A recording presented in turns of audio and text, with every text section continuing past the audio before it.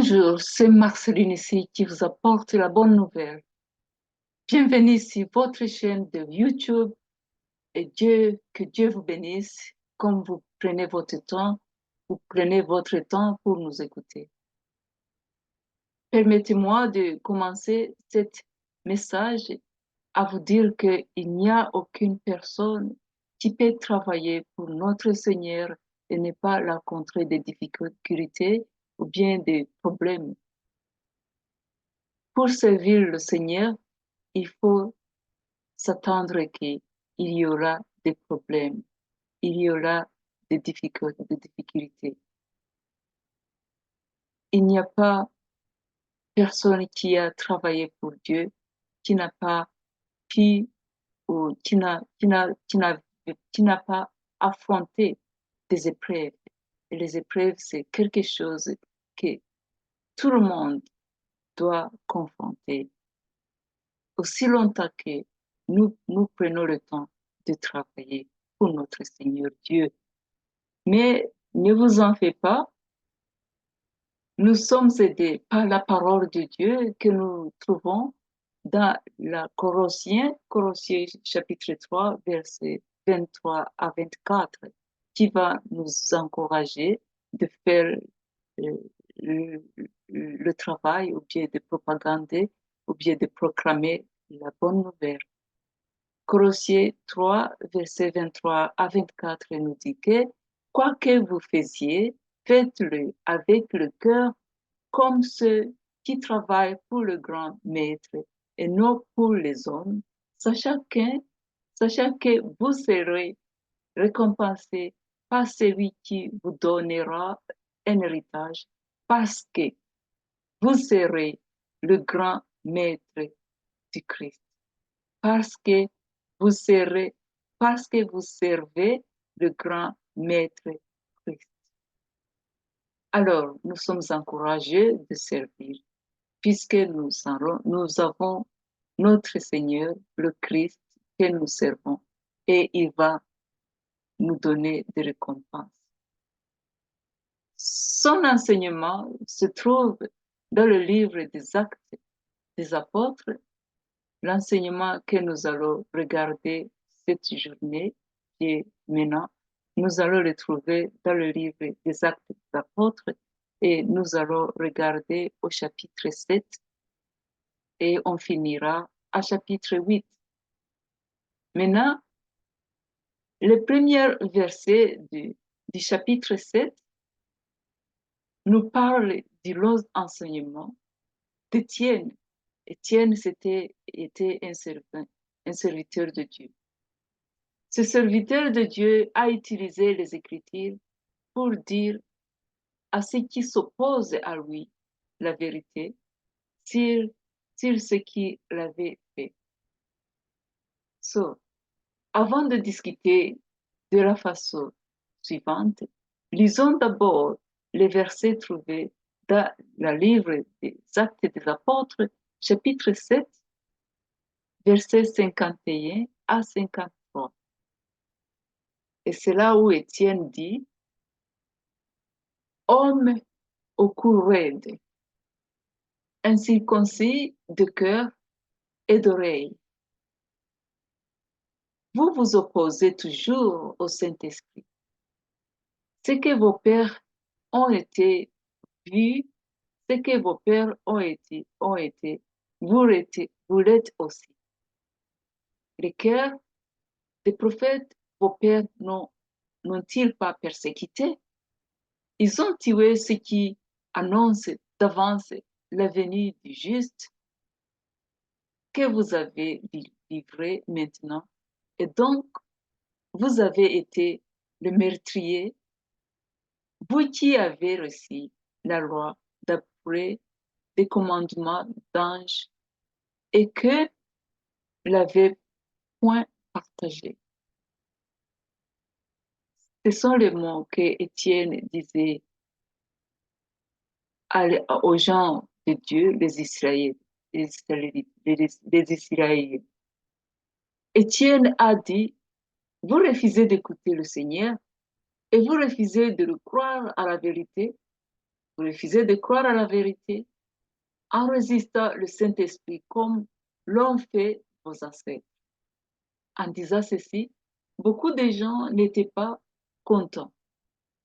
Qu'est-ce qui s'est passé? Notre message se trouve dans le livre des Actes des Apôtres, chapitre 7, c'est le message que nous allons parler. Chapitre 7, verset 57 à chapitre 8, verset 3. Alors, ici, nous allons entendre parler du meurtre de l'Étienne pour le Seigneur et la persécution de son Église. Comme nous allons commencer, on prie. Prions. Seigneur Jésus, nous te remercions de ce message. Nous te remercions de ce temps-ci que nous allons partager votre parole. Esprit Saint, nous te demandons de venir entre nous et de nous à comprendre qu'est-ce qui s'est passé là. Comment l'homme comme Étienne a parvenu de dire la vérité, même si les gens là ne voulaient pas écouter la vérité. Esprit Saint, aide-nous à comprendre comment ton Église a été persécutée et aide-nous à comprendre comment on peut vivre cette vie comme tes enfants, malgré la persécution. Nous demandons cela au nom de Jésus, notre Seigneur Dieu. Amen. Je trouve facile de diviser les messages que partage en parties. Maintenant, ce message est divisé en 4 parties. La première partie nous dit à propos d'Étienne, un homme courageux, plein de l'Esprit Saint. La deuxième partie nous dit à propos d'Étienne, l'attitude des gens avant Étienne, quand il allait parler à la vérité, on va parler à propos de l'attitude des gens avant Étienne. La troisième partie va nous parler à propos de la prière Étienne a prié à son dernière heure. Et la quatrième partie va nous parler à propos de la persécution de l'Église de Dieu. Nous allons commencer par la première partie qui nous parle de l'Étienne, un homme courageux, plein de l'Esprit Saint. Et ceci se trouve dans le livre des Actes des Apôtres, chapitre 7, verset 54 à chapitre 8, verset 3. Non, non.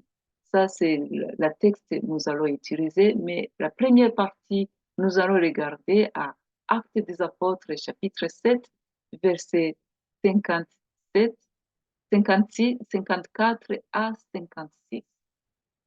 L'Étienne a terminé son long message et puis, après son discours, il a eu une réaction soudaine de ceux qui l'écoutent. Il n'était pas content.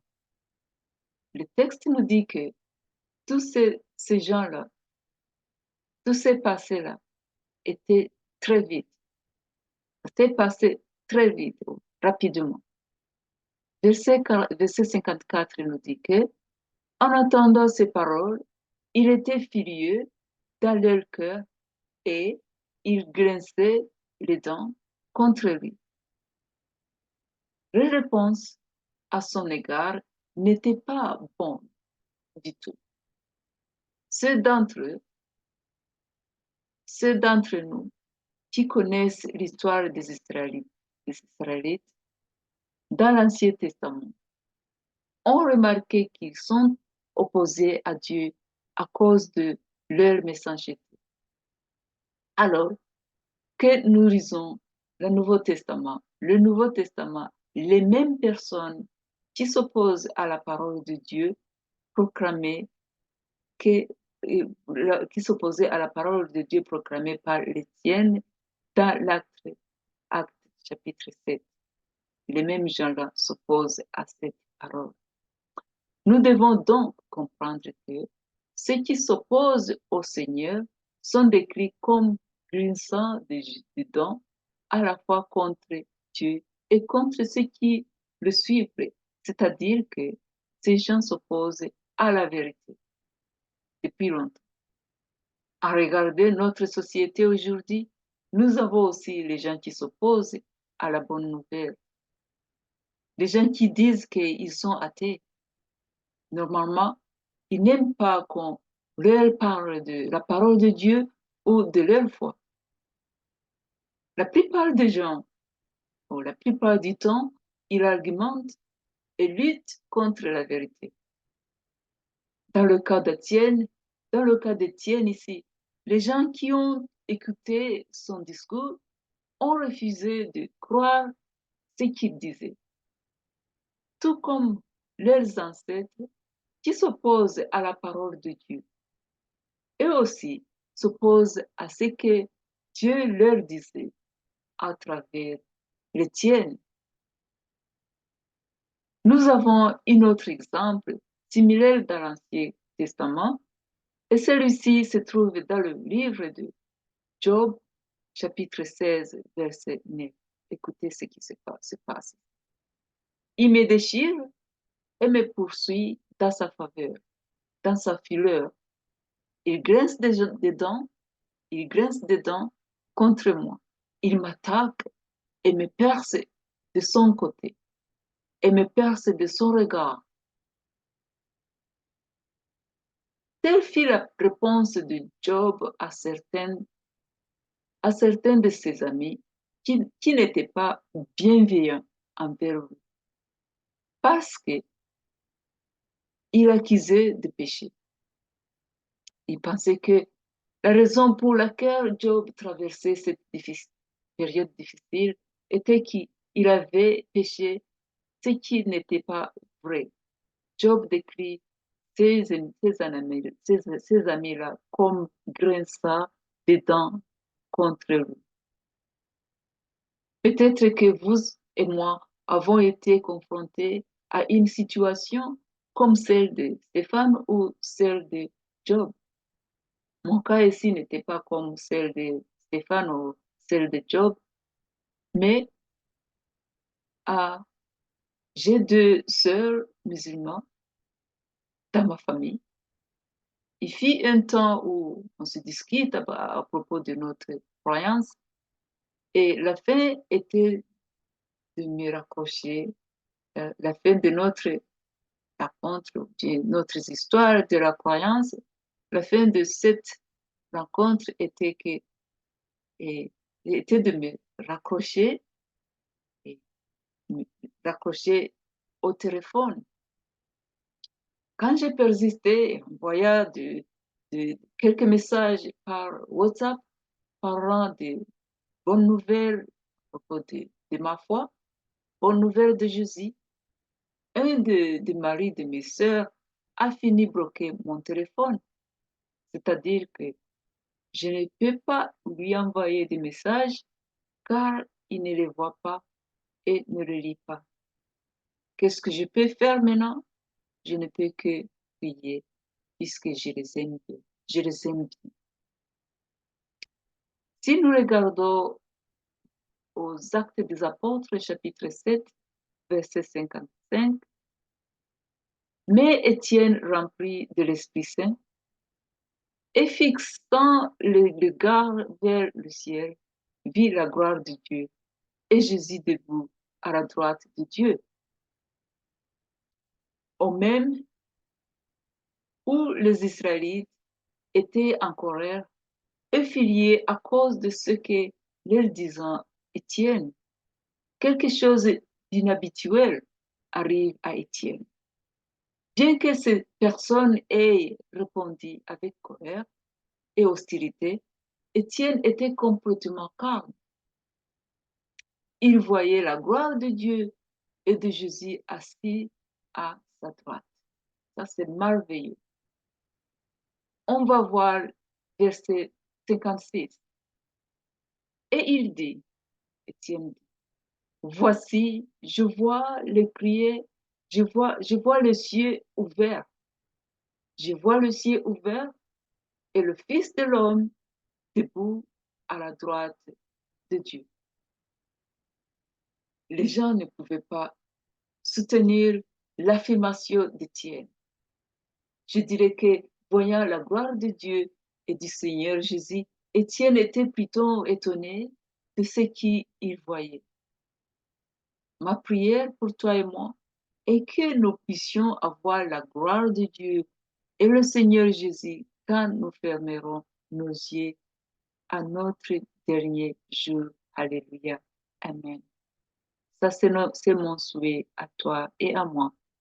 Maintenant, on a terminé la première partie qui nous disait Étienne, un homme bref, un homme courageux et l'empris de l'Esprit Saint. La deuxième partie va nous parler de Étienne, les gens avant Étienne, l'attitude des gens, attitude des gens avant Étienne. Je disais avant qu'il lisait les choses là que les gens, les mots que les gens ne voulaient pas écouter.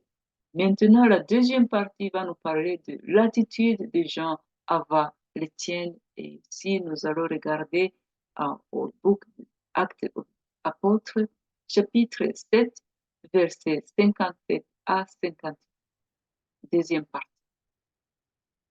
Les paroles d'Étienne ont amené les gens à l'amener hors de la ville et à le tuer. En d'autres termes, les gens ne peuvent pas tuer les chrétiens qui témoignaient toujours de Jésus-Christ, mais ils renforceront, ils informeront ceux qui prononcent le message, qu'ils ne veulent pas connaître la vérité. Ils ne veulent pas connaître la vérité. Ils vont les enforcer d'aller quelque part. Mais ils enforceront ceux qui prononcent le message de Dieu, qu'ils veulent pas, ils ne veulent pas connaître ou écouter la vérité. Et vous, le verrez souvent, vous verrez ces gens souvent essayer de faire les gens se taire. Ces gens ne veulent pas que les gens parlent. Ceux qui prononcent, ceux qui prononcent le message, ils ne veulent pas les écouter et ne veulent pas que ces gens parlent. Alors, soyons encouragés à continuer à respecter le Seigneur dans notre comportement et dans nos paroles. Peut-être que tous ceux qui combattent avec nous reviendront à Dieu grâce à notre comportement, grâce à nos prières. Prions pour eux. Peut-être qu'ils vont devenir des disciples de Jésus aussi. Il ne faut pas être surpris puisque Dieu écoute nos prières. Ceux d'entre nous qui lisent la Bible savent que la mort d'Étienne a eu un grand impact sur Paul, qui est devenu le plus grand missionnaire du monde. Cela nous permet de continuer à prier pour ceux qui nous persécutent, même si nous ne savons pas comment Dieu agit dans leur vie. Nous ne serons pas surpris, nous ne serons pas surpris d'apprendre que même ceux qui s'opposent à vous, ceux qui s'opposent à nous, sont parvenus à croire en Jésus.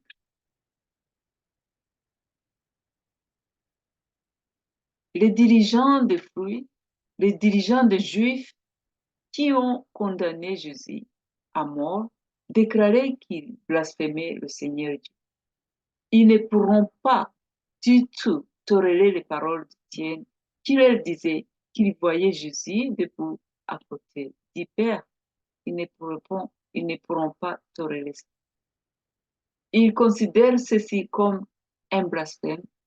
Au lieu de l'écouter et de se repentir, la réponse fut le lapider à mort. Ils n'ont pas dit qu'ils ne croyaient pas ce qu'ils disaient, mais verset 57 nous dit que ils poussaient alors de grands cris en se bouchant les oreilles, et ils se précipitèrent tous ensemble sur lui. Et le verset 58 aussi nous dit qu'ils sont immédiatement venus vers lui et ils sont traînés hors de la ville et l'ont lapidé. Les hommes l'ont accusé et ont mis leurs vêtements aux pieds d'un jeune homme nommé Saul. Cela nous montre leur incrédulité et leur refus d'entrer dans la vérité. Et leur refus d'entendre la vérité, surtout quand nous regardons au verset 57 à 58. Paul, le grand missionnaire qui a écrit de nombreux livres de l'Ancien, du Nouveau Testament, était qualifié pour parler de Jésus aux Juifs parce qu'il avait autrefois persécuté les croyants en Jésus-Christ. Paul est un excellent exemple de la façon dont Dieu peut changer n'importe qui. Les Juifs ne voulaient pas écouter ce que leur dit Étienne, puisqu'il a utilisé l'évangile qui est la parole de Dieu pour leur montrer qu'ils ont désobéi à Dieu. Il a utilisé l'histoire de l'Israélite pour montrer qu'ils refusaient de prendre ou de comprendre la vérité de Dieu comme leurs ancêtres. Alors, on a fini la première partie qui parlait de Étienne, un homme courageux et rempli de l'Esprit Saint. La deuxième partie qui parlait à propos de l'attitude de Jean envers Étienne. La troisième partie va nous parler de la prière d'Étienne et son dernière heure. Et ceci, on regarde à Actes des Apôtres, chapitre 7, verset 59 à 60. Verset 59, il nous dit, et il lapidait Étienne qui priait en disant, Seigneur Jésus, reçois mon esprit. Celles-ci sont similaires à la parole de Jésus. Lors de sa crucifixion, que nous lisons dans le livre de Luc chapitre 23, verset 46, qui dit, Jésus s'écria d'une voix forte en disant, Père, je remets mon esprit entre tes mains. Et en disant ces paroles, il expira. Cela dit, il rendit son dernier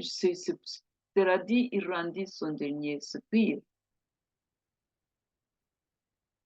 La punition pour blasphémer parlera irrévérencieusement de la mort de Dieu par lapidation. Et ceci nous retrouvons dans le livre de Lévitique, chapitre 24, verset 14, qui dit Fais sortir du camp des blasphémateurs tous ceux qui l'ont entendu, poseront leurs mains sur sa tête et toute l'assemblée la lapidera. C'est cela qu'ils ont utilisé pour lapider Stéphane et pour aller le tuer. Les chefs religieux étaient furieux et lapidèrent Étienne sans procès. Ils n'ont pas entendu la vérité dans la parole d'Étienne parce qu'ils ne voulaient pas l'entendre. Au lieu de cela, ils voulaient qu'Étienne soutienne leurs idées. Et il ne pouvait pas faire ça. Il aimait le Seigneur bien. Sa parole montrait qu'il faisait vraiment confiance à Dieu. Étienne faisait vraiment confiance à Dieu et il avait une grande espoir, il avait une grande espérance dans le Seigneur. Nous pouvons dire qu'il est mort avec réconfort parce qu'il savait qu'il était entre les mains de son Seigneur Dieu. Alors nous allons regarder au verset 60. Puis s'était mis à genoux, tiens, il s'écria d'une voix forte, Seigneur, ne leur imputez pas ce péché. Et après ces mots, après ces paroles, il s'endormit. À sa mort, Étienne a prononcé des paroles très similaires aux paroles de Jésus sur la croix qu'on trouve dans le livre de Luc, chapitre 23, verset 34, qui dit, Jésus dit, Père, donne-leur, pardonne-leur, car ils ne savent ce qu'ils font. Ils se partagèrent ses vêtements en tirant sort.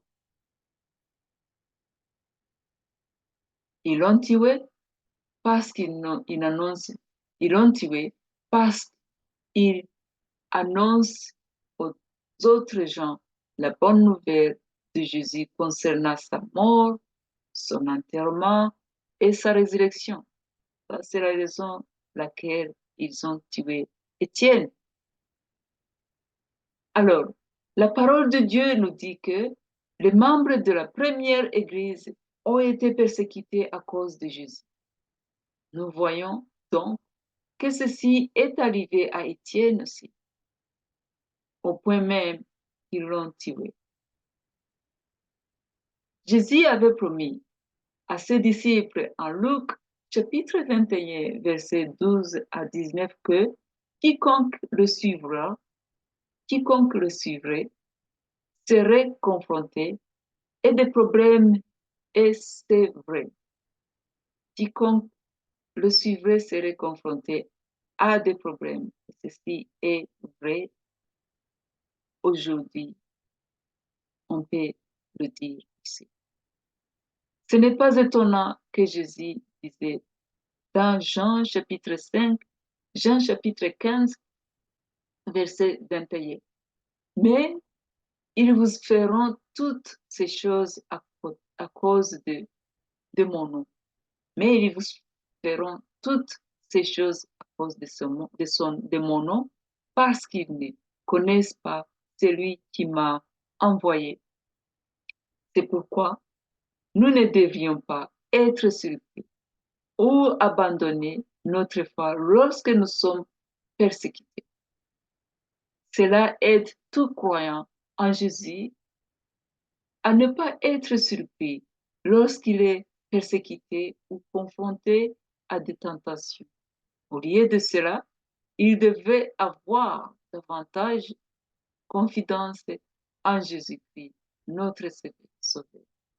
Alors, on va regarder au verset 60 qui dit, puis s'étant mis en genoux, Étienne, il s'écria une voix forte, Seigneur, ne leur imputez pas ce péché.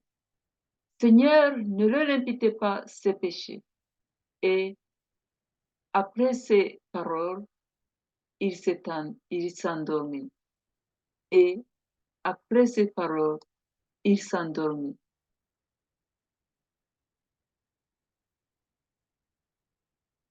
Ils ont tué Stephen. En réfléchissant au verset 54 jusqu'à 60, on peut dire que le résultat final du discours d'Étienne montre que les gens n'ont pas bien réagi puisqu'ils sont finis par tuer Étienne. Alors, on va regarder la dernière partie de notre lecture, la persécution de l'Église de Dieu. Chapitre 8, versets 1 à 3. Ce verset parle d'une personne qui apparaîtra au chapitre 9. Luc, l'auteur de ce livre, termine l'histoire d'Étienne en enregistrant sa mort. Il termine l'histoire d'Étienne et enregistre sa mort. Lorsqu'il commence l'histoire de Saul, il relate sa, sa méchanceté spirituelle avant de nous montrer son repentir après les atrocités qu'il a commises. Cette histoire nous incite à vouloir prêcher l'Évangile et enseigner la vérité de la parole de Dieu, même si cela signifie la mort pour la foi. Le troisième verset du chapitre 8 se termine par la grande persécution de toute l'Église de Jésus.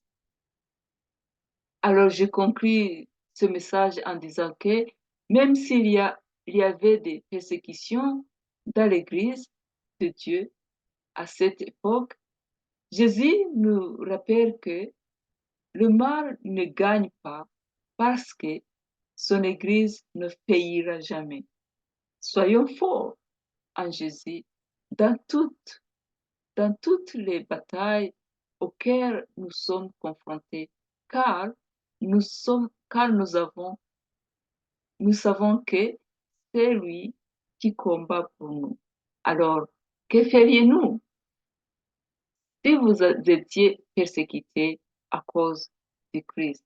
Comme nous allons terminer notre message, ça c'est la question on va se poser. Alors, que feriez-nous? Que feriez-vous si vous étiez persécutés à cause du Christ?